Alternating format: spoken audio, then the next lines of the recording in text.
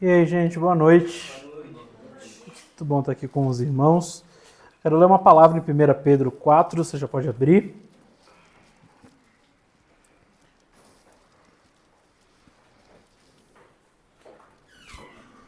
Eu estava conversando com o Matheus hoje, a gente passou a tarde lá com ele e com a Bianca. E eu estava conversando com ele hoje sobre...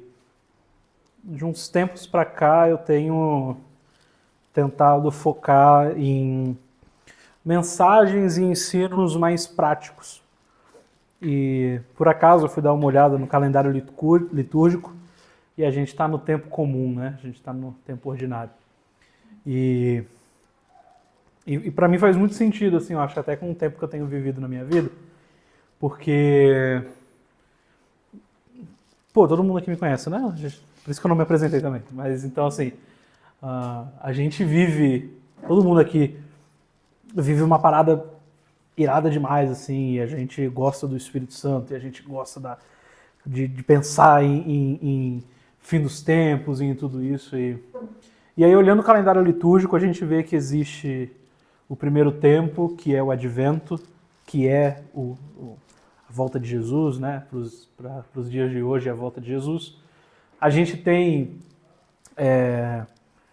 o Pentecostes, né, que é na verdade, antes do Pentecostes a gente tem a Quaresma, né, que é a Páscoa, então é aquele período que a gente canta Ana Paula Valadão, assim, nas músicas de crucificação. Aí a gente tem o Pentecostes, que eu acho que também é um período que a gente vive muito, né, Espírito Santo e tudo mais. E depois do Pentecostes vem o tempo comum.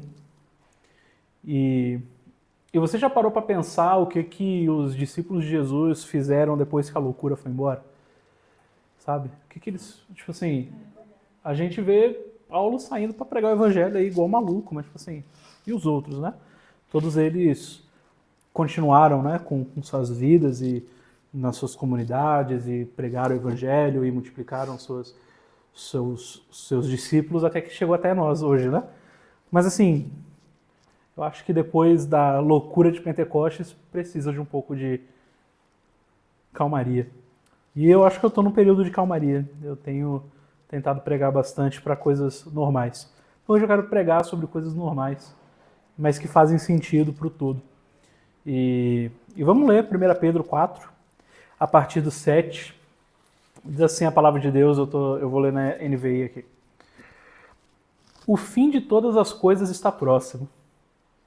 Portanto, sejam criteriosos e estejam em alerta. Dediquem-se à oração. Sobretudo, amem sinceramente uns aos outros, porque o amor perdoa muitíssimos pecados. Sejam mutuamente hospitaleiros sem reclamação. Cada um cada um receba o dom que recebeu para servir os outros, administrando fielmente a graça de Deus em suas múltiplas formas. Até aqui. Bom, eu gosto bastante desse capítulo aqui, dessa porção, porque é uma porção que pra gente que é maranaters, a gente gosta de tudo que é fim dos tempos, né? Scatoboys, a gente que usa Vans e tal, a gente tem tatuagem old school, a gente gosta de tudo que tem a ver com o fim dos tempos, né? E aqui começa assim, o fim de todas as coisas está próximo, portanto... E aí aqui Pedro começa a falar uma série de coisas que a gente tem que fazer, já que o fim de todas as coisas está próximo, né? Então, o fim de todas as coisas está próximo, portanto, sejam criteriosos, dediquem-se em oração, amem uns aos outros, perdoe, né? Porque o amor ele perdoa, sejam hospitaleiros sem reclamação, saibam administrar fielmente as graças de Deus. Então, tipo assim, parece que o fim de todas as coisas, para Pedro aqui no final, está muito relacionado a viver a nossa vida como cristãos, né? E eu vou falar sobre isso agora. Quero conversar com os irmãos aqui e dar uma exposição de 1 Pedro, para que a gente possa tirar algumas coisas práticas do que diz respeito ao fim. Como agir como pessoas normais, que têm trabalhos normais, que têm vidas normais, mas que querem viver um estilo de vida olhando para o fim dos tempos, só que sem ser um monge eremita, tá ligado? Sendo um cara normal. Então, o primeiro ponto que eu quero destacar para os irmãos. O fim de todas as coisas está próximo, portanto, sejam criteriosos e estejam alertas. Desde os tempos antigos, parece que existe uma tendência de se deixar levar pela loucura e pela fantasia quando a gente aborda o tema dos fins dos tempos. Eu sei que essa comunidade não faz isso, mas a gente vê na 90% do Brasil, parece que o fim dos tempos é um assunto que fica meio à deriva, né? Quando a gente discute salvação, as pessoas tendem até certo ponto a serem cautelosas, né? Tem os calvinistas, tem os arminianos, cada um defende seu ponto de vista, mas nenhum é maluco, assim.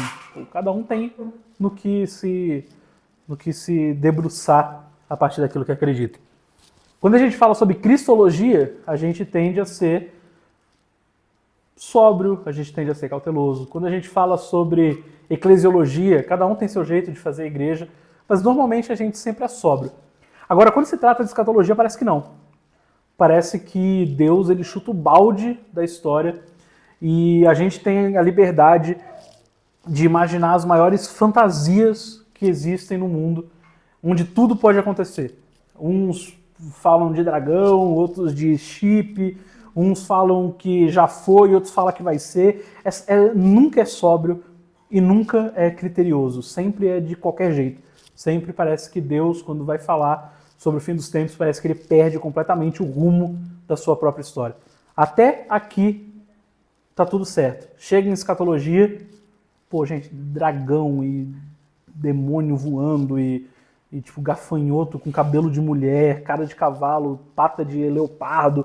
E aí você fala, caraca, meu irmão, que loucura, né? Não aconteceu isso até agora na Bíblia, agora vai acontecer.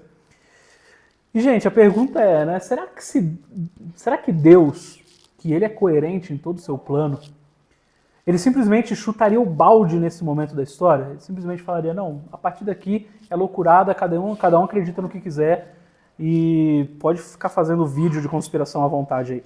Acho que não, né? Acho que Deus, ele é coerente em todo o seu plano, ele é coerente em toda a história. E desde os tempos de Pedro, a gente vê aqui que existe essa característica, né? Pedro, ele chama a atenção para estarmos alertas.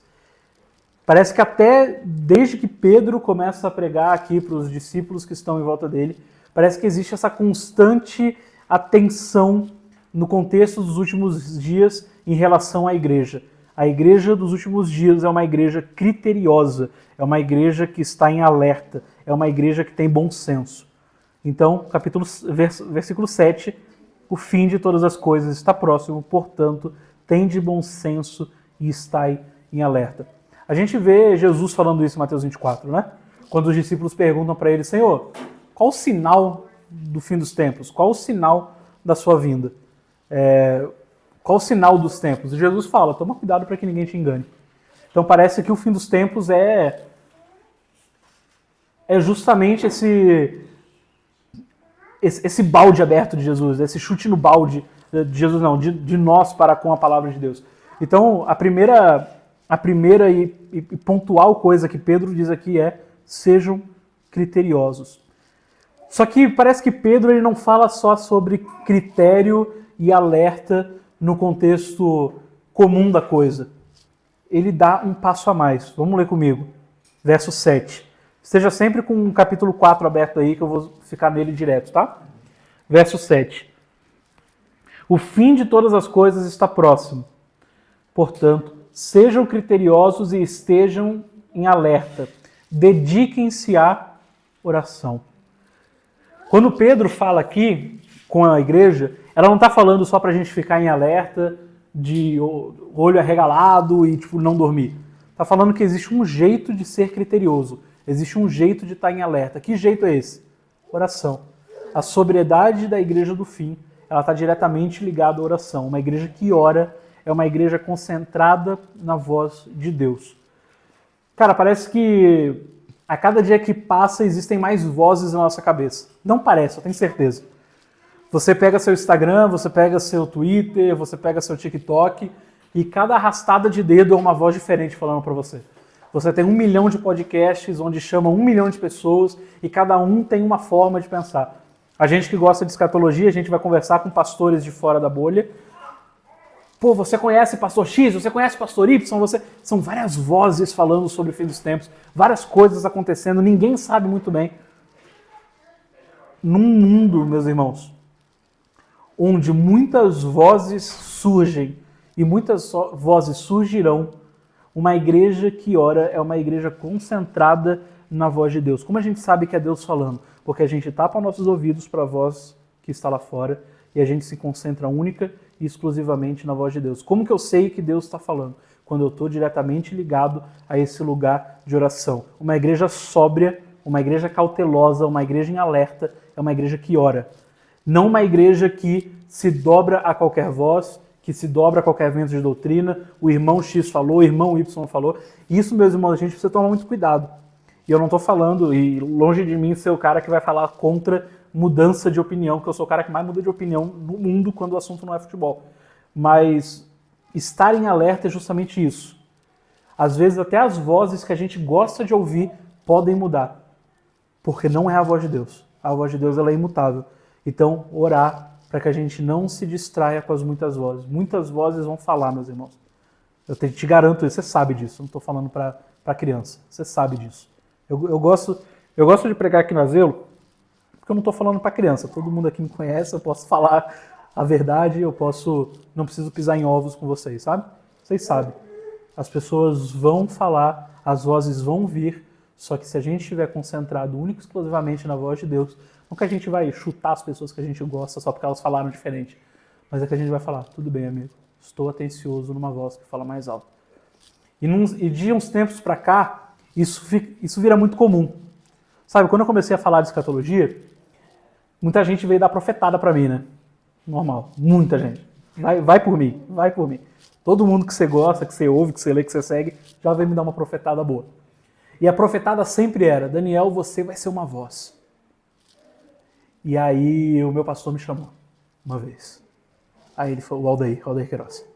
Aí ele falou assim, Dani, cuidado com quem fala que você vai ser a voz. O Brasil tem muitas vozes. Queira só ser orelha. Queira só ser aquele cara que escuta a voz que importa. Já tem muita voz por aí. E eu gosto desse conselho do Aldair. Então tem muitas vozes falando. Se um dia falaram que você vai ser uma voz, glória a Deus. Glória a Deus. Mas tenta ser orelha, tenta escutar mais do que falar.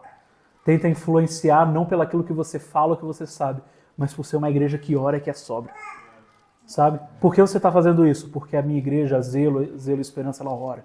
É uma igreja que tem sala de oração. Na sala de oração, oramos por isso. E na sala de oração, oramos por aquilo. Hoje, o turno de oração foi por Israel. E nós amamos Israel. Ah, mas é porque a Palestina, porque o Hamas, porque Netanyahu, porque... Tudo bem, eu estou ouvindo a voz de Deus na minha sala de oração, com os meus irmãos de oração, única e exclusivamente centrado em ser uma igreja atenciosa que ora. Amém? Uma igreja que sabe orar é uma igreja que colabora de forma específica para o desenrolar do plano divino dos últimos dias. Como que a igreja se porta para com o fim dos tempos? Orando. Orando. Uma igreja que tem sala de oração, uma igreja que tem casa de oração, uma igreja que... às vezes não dá, né? Às vezes... vamos julgar os irmãos que não tem sala de oração, não é assim, né? Às vezes não dá mesmo. Mas uma igreja que se dedica de alguma forma de oração, ela colabora especificamente para o desenrolar dos últimos dias. Cara, a gente teve lá na base escatologia em Salmos, que nada mais foi do que a gente ler Salmos e ler para o próprio Deus aquilo que ele mesmo prometeu para a gente. E isso faz parte do... Isso faz parte do desenrolar do plano de Deus para os últimos dias. Como é que a gente participa? Como é que a gente apressa? Como é que a gente espera? Orando. Senhor, o Senhor disse que o Senhor vai voltar. O Senhor disse que isso aconteceria com Israel. O Senhor disse que isso aconteceria com a igreja. O Senhor disse que o Senhor voltaria e nos livraria. Então, Senhor, cumpre a tua palavra. Uma igreja que ora é uma igreja que está específica na volta de Jesus, no desenrolar do plano de Deus. A gente vê isso, por exemplo, nas duas testemunhas. Dois homens que profetizam. Dois homens que profetizam no contexto do fim. Homens específicos, homens que oram, homens que profetizam. É dessa forma que nós, como igreja, a gente se firma a essa agenda divina. Uma igreja sóbria também é uma igreja ponderada, gente, em tempo de polarização, tá? Quanto muitas pessoas, muitas igrejas são cooptadas por paixões políticas e paixões ideológicas, a igreja que ora é uma igreja que não se vende a uma agenda. Ela não perde sua voz profética. Ela não é comprada por uma agenda.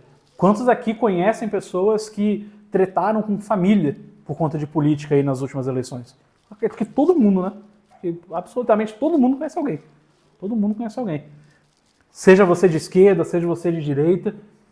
Meu irmão, que moral você teria se você sentou com o seu tio e seu tio bolsonarista e você é de esquerda e você brigou com ele? Que moral você tem para você ser a voz profética da sua família se você não fala nem com o seu tio que apertou um botão diferente de você numa urna?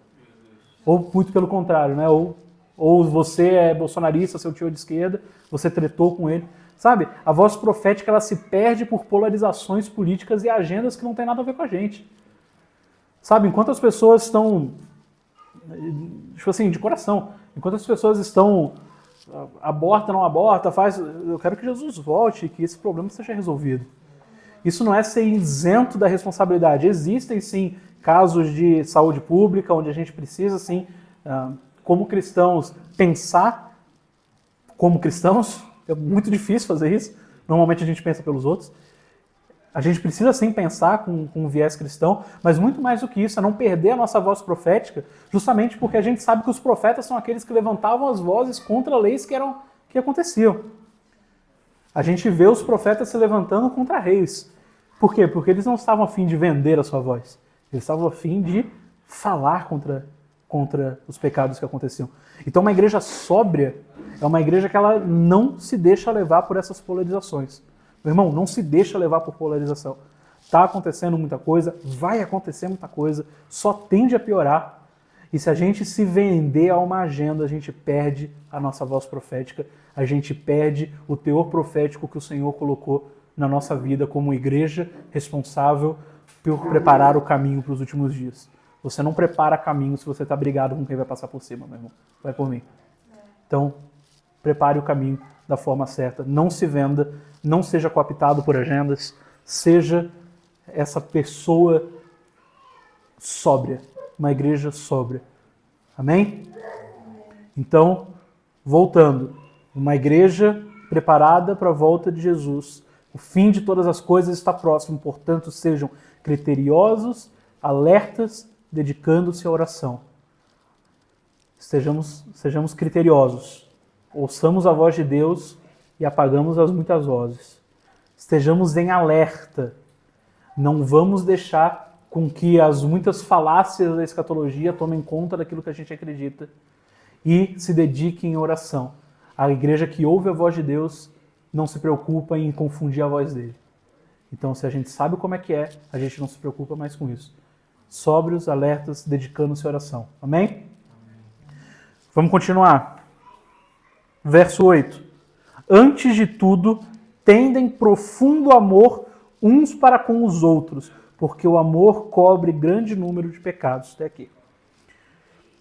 Esse eu acho que para mim é um ponto crucial de uma igreja, é o ponto crucial de uma igreja que está preparada ou caminha de forma específica para a volta de Jesus. Uma igreja que ama, gente. O amor é a principal característica da igreja dos últimos dias. Vai por mim. Vai por mim. Se você não é uma das duas testemunhas, vai que você é, né? Mas se você não for uma das duas testemunhas, o amor é a principal característica. Ela vem antes de tudo. Ela não é só central, mas ela é primeira. É do amor que vem todas as virtudes que derivam da nossa vida. Sem o amor não existe nenhuma outra virtude. O amor é a fonte que sustenta nossas ações. A gente viu o apóstolo Paulo falando sobre isso. Meu irmão, você pode falar a língua dos anjos. O Renato Russo fala também, né? Você pode falar a língua dos anjos, você pode curar, você pode fazer milagre. Mas se você não tem amor, você é só como um sino que bate noite e dia e não tem valor algum. Isso é um problema pra gente que se diz mensageiro, né? Se a gente não tem amor, a nossa mensagem é só como um sino que bate noite e dia, mas não vale de nada. Talvez a gente precise amar mais. Talvez a gente precise estar nesse lugar de ser amoroso para com o próximo, para que a nossa mensagem faça sentido. Gente, por que vocês acham E claro, eu sei que existem diversos contextos. Pô, existem diversos contextos sociais. Por isso, gente, que a gente vê. Eu sei que existe uma questão social muito forte, tá? Sei que existe uma questão social muito forte e de pessoas que procuram por palavras de afirmação e de conforto. Mas por que você acha que homens como David Leonardo fazem mais sucesso que você quando você vai falar com o outro? Ele fala com amor, gente. Perdoe quem discorda de mim, me perdoa. Mas por mais que a mensagem dele não seja aquilo que eu acredito, ele ainda fala com mais amor talvez que eu. Com certeza. Com certeza. Então parece que a gente tem esse teor profético, mas, né, gente, sem amor é só com um sino que bate, não tem nenhum valor. A gente é só um maluco que gosta de fim dos tempos, a gente é só um maluco que gosta de oração. Tipo, a gente não consegue ser amoroso com o outro que não entende a sala de oração, a gente não consegue ser amoroso com a milenista que não crê no mesmo que a gente gosta de ferro, sabe? Enquanto, tipo, as outras pessoas, os outros irmãos que estão pregando talvez uma mensagem diferente, conseguem captar milhões. Por quê? Porque o sino deles tem algum valor. A mensagem deles ressoa com algum valor. E, gente, vocês sabem, né? Eu não preciso dar nenhum contexto escatológico, nenhum panorama da escatologia para vocês. Num período da história marcado por abalos sociais, por abalos de estruturas, por estruturas políticas, por estruturas religiosas, num período da história onde tudo isso vai ser abalado como um grande terremoto, o amor é a constante que permanece até o fim. Quando não existir, quando durante a grande tribulação, quando não existir mais o sistema social, quando não existir mais um sistema político, quando não existir mais um sistema religioso, aquilo que perdura é o amor. O amor é essa constante que durante a grande tribulação vai perdurar. Daniel, como é que eu me preparo para a grande tribulação? Orando? Sim. Lendo a palavra? Sim. Mais do que isso, amando. Amando. Porque a gente vai ver pessoas que vão precisar, acima de tudo, do nosso amor. Acima de tudo, que a gente abra a nossa casa. Acima de tudo, que a gente seja amigável. Acima de tudo, que a gente seja amoroso. É desse jeito que a gente é um cristão fiel na grande tribulação. Amém? E tudo isso, gente, porque Deus é amor. Ele é aquele que permanece, ele é aquele que sustenta todas as coisas até o fim. Em tempos de tremores de todas as esferas, a igreja dos últimos dias permanece firme na única rocha inabalável, é o amor. Então, quando todas as coisas começarem a estremecer, a gente é a igreja, né? A gente é quem ama. E isso é complicado, porque a gente vê cada vez mais a igreja se distanciando do amor. A gente olha, gente, qualquer postagem que você abre no Instagram de alguma coisa, você vai ver que a igreja está lá e as pessoas estão batendo na igreja, falando, não era vocês que mandaram amar o próximo? Por que vocês estão vivendo dessa forma?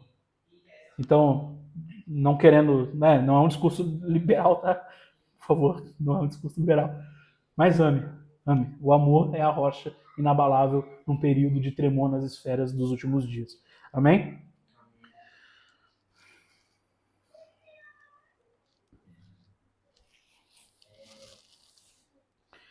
E por isso que é importante, quando a gente começa a caminhar nesse aspecto escatológico, a gente lembrar que uma das cartas que João dá para as igrejas de Apocalipse é uma igreja que falha no amor. Qual o conselho? Voltar ao primeiro amor. Quando a gente abandona esse lugar, a gente sai do que é o central da igreja de Jesus para o fim dos tempos. Irmão, se você gosta muito de escatologia, você não ama, é uma péssima notícia. Talvez você não faz parte do plano de Deus para os últimos dias. Talvez você está fora. Só que Deus ele te dá uma oportunidade de voltar a esse lugar. A gente vê, né, no discurso de Jesus em Mateus 24 que por aumentar a iniquidade, o amor vai se esfriar. O amor vai se esfriar. Então, o amor é essa consistente que a gente abandona. E que sem ele não tem qualquer possibilidade da gente conseguir atravessar os tempos turbulentos do fim. No momento em que o amor das pessoas se esfria e a gente vê a maldade aumentando, se a gente não tem esperança no amor redentivo de Jesus, a gente se perde. E é verdade que nem todos se esfriarão. Tem até música sobre isso, né? Que vai se esfriar, mas não de todo mundo. Mas, gente, é importante lembrar que se esfriou porque estava aceso. E muitas das pessoas que falam o amor de muitos vai se esfriar, mas não de todos, provavelmente vai se esfriar também. É justamente aquele que fala que não é o dele, que é ele. Porque se fosse daquele que nunca foi quente, então não tem por que se esfriar. Está falando de pessoas apaixonadas. Está falando de pessoas apaixonadas, onde o amor é quente, onde o amor é transcendente, mas se esfria em algum momento. E eu e você, a gente não precisa fazer parte disso, gente. E isso daqui não é uma colocação afirmativa. Nós não fazemos. Não. É uma colocação questionativa. Nós não precisamos fazer. A gente tem a chance de não ser essas pessoas. Existe um remanescente que permanece no amor. Existe uma igreja dos últimos dias que o Senhor está preparando para preservar no amor. No entanto, mesmo que estejamos hoje em um estado de amor fervoroso, não podemos nos descuidar e deixar de vigiar para que não venhamos a nos esfriar. Isso é o principal. Quando a gente fala sobre uma multidão de amor que se esfria, a gente sempre se coloca no lugar de prepotente de vai acontecer com eles, comigo não. Peraí. Talvez aconteça com você e com eles não. Então é bom a gente tomar cuidado, não se descuidar e não deixar de vigiar para que o nosso amor não se esfrie. Buscar aprofundar nosso relacionamento com Deus e com o nosso próximo, permitindo que o amor seja a essência de todas as nossas ações e que a gente possa ser essa igreja que permanece firme no amor, testemunhando a fidelidade de Deus em meio às tribulações dos últimos dias. Por que nós amamos? Porque Deus é amor. Por que Deus fez todas as coisas boas? Porque Ele fez tudo com amor. A Trindade é uma comunidade de amor, como disse Santo Agostinho, acho que eu falei isso a última vez que eu vim aqui. A comunidade é uma comunidade de amor. Deus ama o Pai através do Espírito e Ele ama a gente através do Filho. Então, essa constante. O Pai, o Filho e o Espírito numa comunidade chamada amor. Porque Deus ama tudo que Ele cria bom. Porque Ele cria em amor. Porque Deus ama, nós estamos aqui. Porque o seu plano é amoroso. Porque Deus ama, Ele deu o seu Filho. E por amor, o seu Filho ressuscita. Então, se Deus é amor e nós somos essa constância em uma parte do que Deus deixou na Terra, então a gente ama. A gente vigia para não perder o amor. Gente, quantas vezes a gente, como igreja, a gente pede perdão a Deus por não ter sido amoroso? Acho que, tipo assim, na nossa vida toda, tipo, uma é muito, meu irmão. Uma é muito. Sabe? Que a gente volte a esse arrependimento do amor. Senhor, me perdoa por não ter sido tão amoroso. Tipo, Senhor, por favor, que hoje eu possa ser mais amoroso. E é difícil, gente. Estou falando aqui para vocês, como se vocês sabem que eu não sou, velho. É difícil. É difícil. Eu sou amoroso até você me dar um volante, mano. É difícil. A gente precisa buscar constância em amor para que a gente não se esfrie nos últimos dias. Porque se a gente já consegue se esfriar nos dias de hoje, onde a gente consegue comungar, onde a gente consegue ter liberdade, onde a gente consegue ter amizades, imagina nos tempos turbulentos onde a gente não vai conseguir. Então, constância em amor. Amém? Próximo. Verso 9. Sede hospitaleiros uns para com os outros, sem vos queixar. Servi uns aos outros conforme o dom que cada um recebeu, como bons administradores da multiforme graça de Deus. Aqui. Conforme a gente vai examinando a história, tipo, a história da igreja primitiva todo mundo gosta, né? A gente percebe que a hospitalidade ela vai além de um simples ato de cortesia ou um simples ato de generosidade. A hospitalidade, gente, ela revela aspectos profundos do plano redentor de Deus e aponta para um futuro glorioso e escatológico. Daniel, como assim? Quando a gente vem para as Escrituras, a gente começa a ler toda a narrativa bíblica, a gente é envolvido por um padrão divino de acolhimento que permeia toda a humanidade. E parece que a igreja do Ocidente, desse lado de cá do mapa, a igreja das Américas, ela perde essa conexão vital de hospitalidade. Parece que mesa e discipulado são coisas distintas. Ou se juntas, parece que são desconexas. Geralmente, um tempo de mesa é o que vem antes ou depois do discipulado. Sendo que o tempo de mesa e o tempo de discipulado, na verdade, é para ser as mesmas coisas. É para ser aquilo que é durante. A hospitalidade da igreja ela não deve ser ocasional, mas ela deve ser parte essencial, porque a gente serve a um Deus de hospitalidade integral. Daniel, como assim? Cara, vamos para a igreja hoje, se a gente chegar mais cedo, a gente tem um tempo de comunhão. Sempre é ocasional. Sempre é por acaso. Sempre é, vamos se encontrar, chega 10 minutinhos antes, chega meia hora antes para a gente ter um tempo de comunhão. Sempre é por acaso. Nunca é vital, nunca é essencial. Vamos para a igreja para comungarmos, para termos tempo de mesa, para termos tempo de comunhão, para termos tempo de adoração, para termos tempo de aprendizado. Isso daí deve ser algo essencial.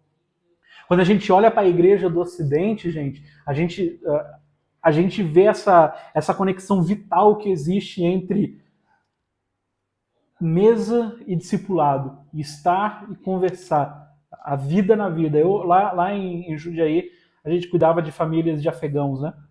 E lá, meu irmão, não tem tempo ruim. Você entra na casa dos caras e, mano, é muita comida o tempo inteiro, é muito chá o tempo inteiro, é muita conversa o tempo inteiro. E meu irmão, de coração, não tem tempo ruim mesmo. Assim, eu nunca fui lá, eles nunca teve uma vez que eu fui lá de bobeira e eles não me chamaram para comer. E se não tem comida, a mulher ela vai na hora na cozinha e prepara um pão. Sabe, tipo assim, os tempos lá são no Oriente são muito de qualidade. Eu não sei como é que conjuga qualidade, mas são muito de qualidade. Todo o tempo é de qualidade. E a gente tem que lembrar que a gente serve a um Deus, primeiramente, oriental, tá? Segundamente, hospitaleiro. Porque você mora na terra que ele criou, você respira com o fôlego que ele te deu, ele te dá o pão de cada dia e quando a humanidade sai do Éden, ele dá roupa. A gente crê num Deus de hospitalidade integral. O tempo inteiro Deus é hospitaleiro. Quando o ser humano ele cai no pior momento da humanidade, que é quando a humanidade cai, trai Deus, né? Quando Adão e Eva comem do fruto, na separação do homem de Deus, Deus mesmo assim, ele demonstra hospitalidade quando ele confecciona a roupa para Adão e Eva, da própria mão dele. Sabe?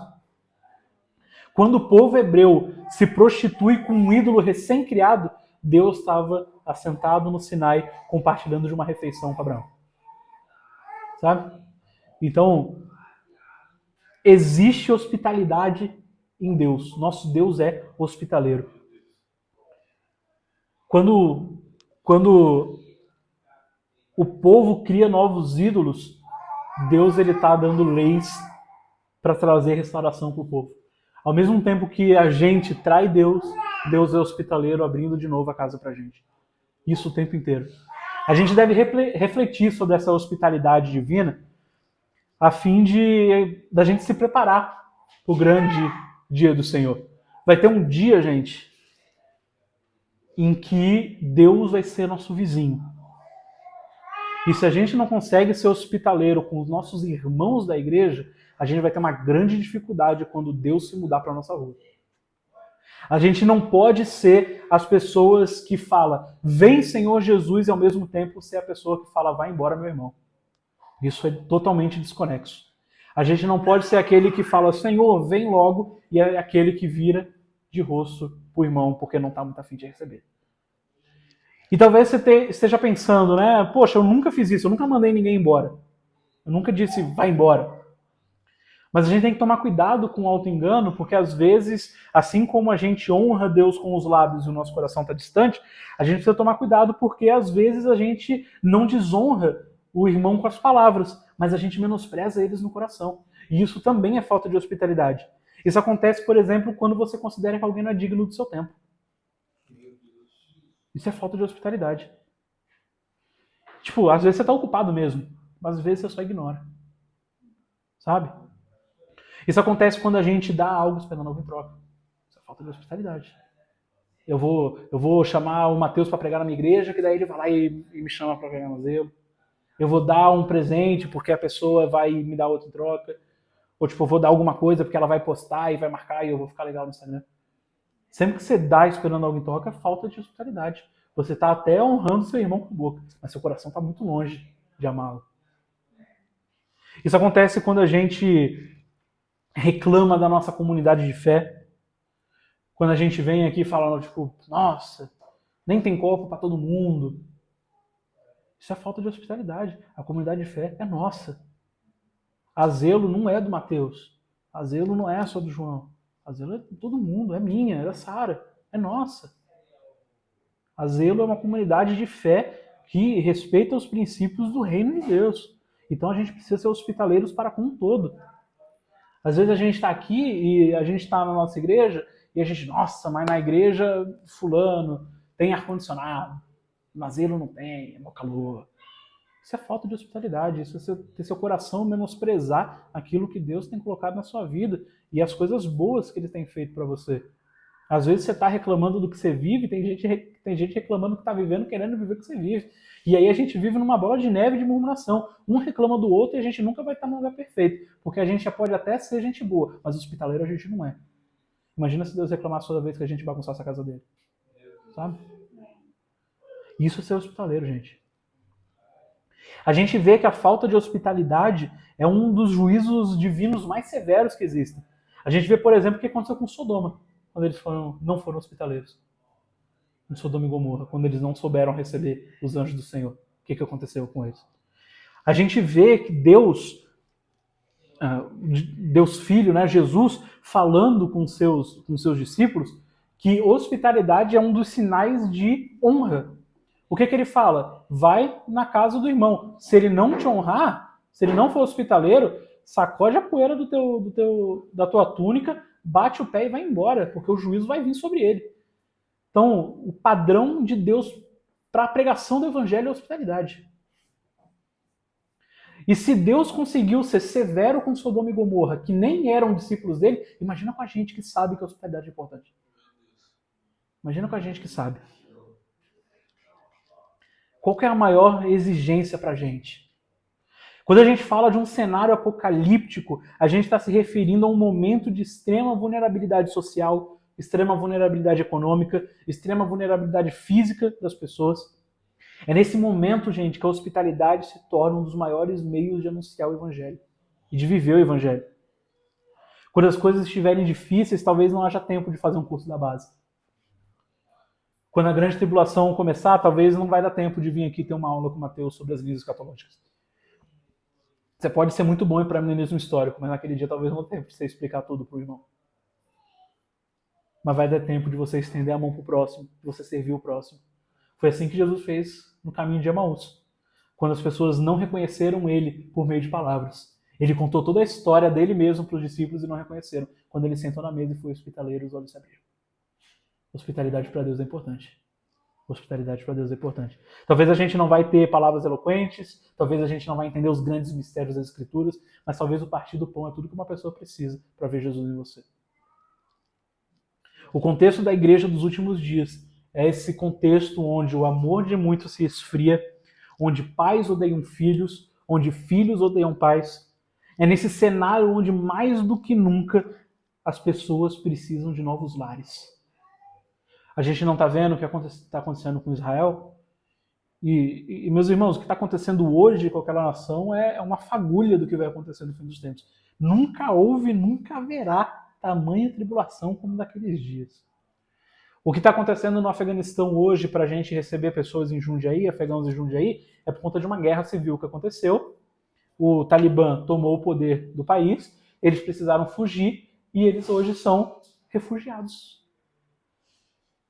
E, cara, tipo assim, longe de mim, eu nem tô mais tanto assim próximo deles. Tem muitas outras pessoas que fazem na UAN, fazem um trabalho sensacional com isso e tudo mais. Mas, sabe, se não são a gente ser hospitaleiro com eles, quem vai ser? Eles vão ficar à mercê de quem? Eles não podem mais voltar para o país deles. Hoje é com os afegãos, amanhã é com os judeus. Quantos aqui não gostam da história da Corrie ten Boom, que abrigou tantos judeus na sua casa? Hospitalidade. Hospitalidade. Ela não foi profetisa, ela foi hospitaleira. E hoje ela está nos livros de história. Sabe? Talvez você não vai pregar para multidões como Billy Graham. Talvez você não vai profetizar como Leonard Ravenhill. Talvez você só vai abrir sua casa e salvar pessoas, como a Corrie e a família dela. ser hospitaleiro é essencial para o plano de Deus. E nesse momento onde os judeus vão precisar mais do que nunca de abrigo, é o rompimento do padrão ideal de família cristã que vai ser essencial. Sabe essa parada de pai, mãe, filhos biológicos? Isso acabou. Na grande tribulação isso acaba. Tá? A gente vai começar a abraçar um modelo eternizado nas Escrituras, onde os servos se tornam filhos, onde os refugiados se tornam irmãos, onde os prisioneiros se tornam pais e as viúvas se tornam mães. É isso que as Escrituras falam pra gente. Esse é o modelo de família dos últimos tempos. Talvez na sua casa, seu irmão não viva com você, mas um refugiado pode se tornar o seu novo irmão. É esse modelo que a gente precisa viver. Só que a gente tem se preparado para praticar como vai ser nos últimos dias. É um novo paradigma de adoção mútua que, se a gente não começar a refletir agora, a gente não vai ter compreensão para viver e para praticar esses ensinamentos nos últimos dias. A igreja dos últimos dias, meus irmãos, é uma igreja que acolhe desamparados, alimenta famintos, veste os nus e serve os cansados. É uma igreja de mais bons samaritanos do que de exímios levitas. Essa é a igreja dos últimos dias. É mais do que aquele que estende a mão do que aquele que toca um instrumento. É mais do que aquele que abraça do que aquele que prega. É mais do que aquele que parte o pão do que aquele que ensina. É uma igreja de bons samaritanos e não de sacerdotes. Essa é a igreja dos últimos dias. Será que a gente tem se preparado? E Deus, ele nos dá o dom da hospitalidade como uma expressão de amor e de cuidado. Como é que a gente é uma igreja dos últimos dias? Lembra que eu falei? Vigilante, alerta, em oração, amorosa. Tudo isso você só consegue através da hospitalidade. É na hospitalidade que você se torna atencioso. É na hospitalidade que você começa a orar mais do que no seu próprio ciclo social. Você começa a orar por de fora. Porque você já percebeu? Quando você ora pelo seu almoço, Deus abençoa meu almoço. Mas quando tem alguém, Deus abençoa meu almoço e a família que está comigo. A hospitalidade sempre te ensina a ampliar. A hospitalidade sempre te ensina a abraçar. É esse treinamento ideal da igreja de Jesus para os últimos dias. Deus, ele estabelece esse exemplo de acolhimento a nos receber na sua criação maravilhosa, proporcionando um lar para a humanidade. À medida que a gente pratica a hospitalidade, a gente não pode esquecer que, em última instância, a gente é peregrino nessa terra. E a gente está se aproximando do cumprimento escatológico no dia em que estaremos eternamente com o nosso Senhor. A hospitalidade se torna, então, agora uma preparação para a eternidade. É a forma de vivermos o reino de Deus aqui e agora. Né? Quando a gente está junto em família, não é tão mais reino, parece que não é tão mais reino de Deus. Quando a gente está em igreja, quando a gente faz um churrasco da hora, parece que é muito mais reino. É só hospitalidade. É só uma coisa que a gente tem. E eu gosto disso. É um dos grandes desafios que eu tenho. Porque eu amo hospitalidade. Eu amo ser hospitaleiro. Às vezes eu não consigo sempre, mas eu amo. E em Santa Catarina dava. Porque tudo lá você faz de bicicleta. Então, o nosso casal de padrinhos de casamento moravam do outro lado da cidade e às vezes eles estavam de bicicleta, passavam lá em casa do nada. E do nada vamos fazer alguma coisa. E em São Paulo é mais difícil, né? Porque tudo é uma hora. É mais difícil. Mas talvez é essa dificuldade que Deus está nos buscando e nos chamando, né? A gente não tem que andar na contramão do mundo. Então, se São Paulo fala que é distante, o reino de Deus, a contramão do distante é o perto. Então, vamos fazer com que as distâncias se encurtam. Isso é hospitalidade. Isso é ser hospitaleiro. Como é que a gente pode fazer isso, Daniel? Estando juntos. Porque a igreja ocidental, gente, a nossa igreja, a gente se preocupa muito mais em não reparar na bagunça do que em não vai faltar comida. E isso é importante. No contexto da igreja dos últimos dias, eu acho que a bagunça não vai ser importante. E claro, não estou falando de você receber ninguém de casa desarrumada. A gente não recebe gente de casa desarrumada também lá em casa. Muito pelo contrário, a gente tenta sempre receber da melhor forma. Mas não se apegue a isso, meu irmão. Não se apegue em, será? Data, horário, sujeira. Se apegue em amor, oração, fraternidade, hospitalidade. Esse é o modelo ideal da igreja dos últimos dias, amém? Vamos orar? Pai, que o Senhor nos ajude a sermos hospitaleiros, Deus. Que o Senhor nos ajude a amar o nosso próximo como a nós mesmos e que a gente possa refletir a natureza generosa de você, Pai, em nossas vidas. Senhor, que nossa hospitalidade seja uma luz brilhante no mundo escuro, que aponta para um amor e para uma esperança redentora, Deus. Que as nossas casas, Pai, sejam refúgio de acolhimento. Que as nossas famílias sejam famílias para aqueles que não têm. Que as nossas casas sejam onde o amor de Cristo é compartilhado de maneira prática e tangível, Deus. Que as pessoas vejam em nós a hospitalidade bíblica daqueles que, por amar a Deus, amam o próximo. Deus nos ensina e nos ajuda a amar como o Senhor amou, dando a nossa casa para o próximo. Aprendendo a compartilhar a refeição e o amor mútuo. Nos ajuda, Senhor. Que a nossa hospitalidade possa ser luz no mundo escuro. Que a nossa hospitalidade possa ser braço estendido no mundo de guerra. Que a nossa hospitalidade possa ser refúgio para os seus filhos, Deus. Nos ajuda, Senhor, e nos faça entender essa verdade, para que nos últimos dias a gente não feche, mas abra portas. Que a perseguição e que o ajuntamento de pessoas não seja um problema, que os tremores sociais não sejam um problema, onde as pessoas estiverem distantes, que eles olhem para nós e vejam uma igreja unida, Pai. Nos ajuda, Senhor. Amém. É isso, gente.